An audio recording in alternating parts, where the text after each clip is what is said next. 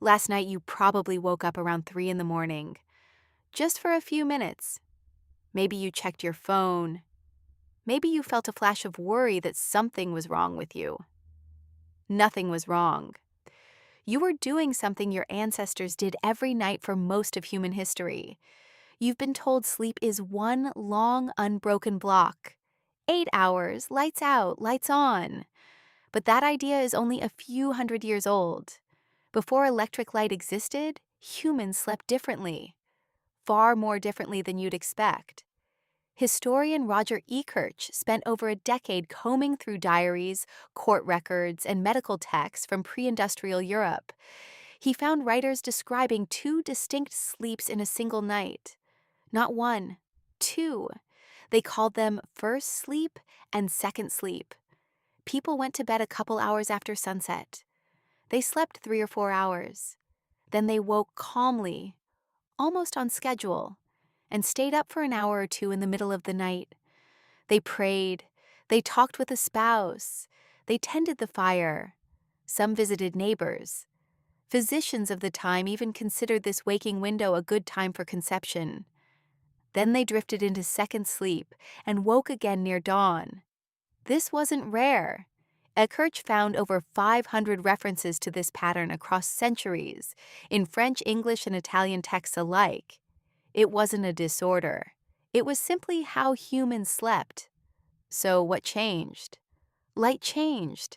As gas lamps and then electricity spread through the 1800s, nights grew brighter and more socially active.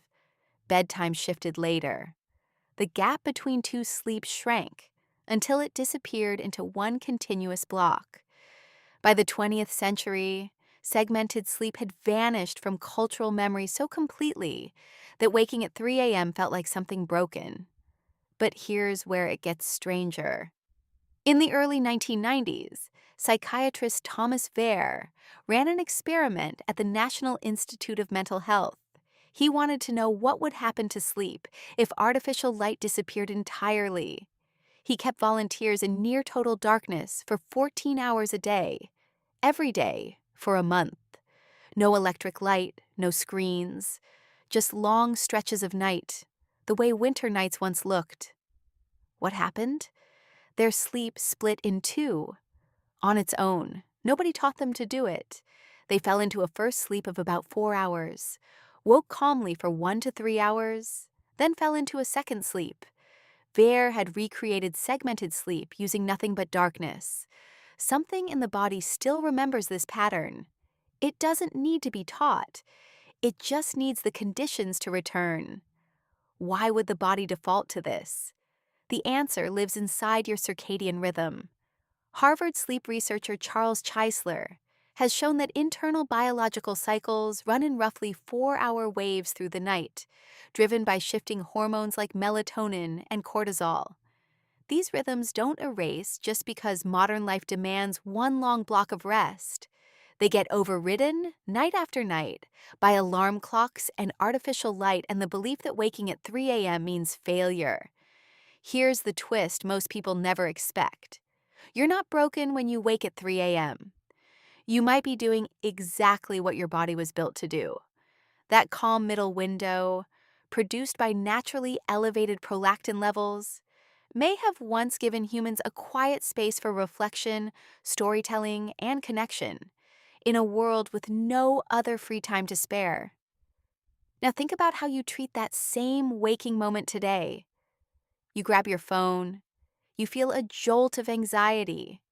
You calculate how many hours of sleep you have left and dread builds. That number becomes the enemy. But your ancestors never counted hours. They didn't own clocks.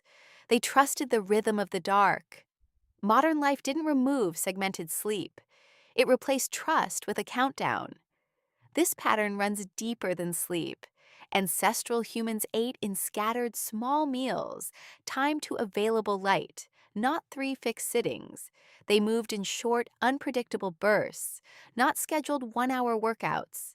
Sleep was just one more rhythm shaped by natural darkness, before the industrial world reorganized it into something clean, linear, and measurable. Clean isn't always natural. So next time you wake at 3 a.m., here is what your body may actually be telling you. It isn't malfunctioning.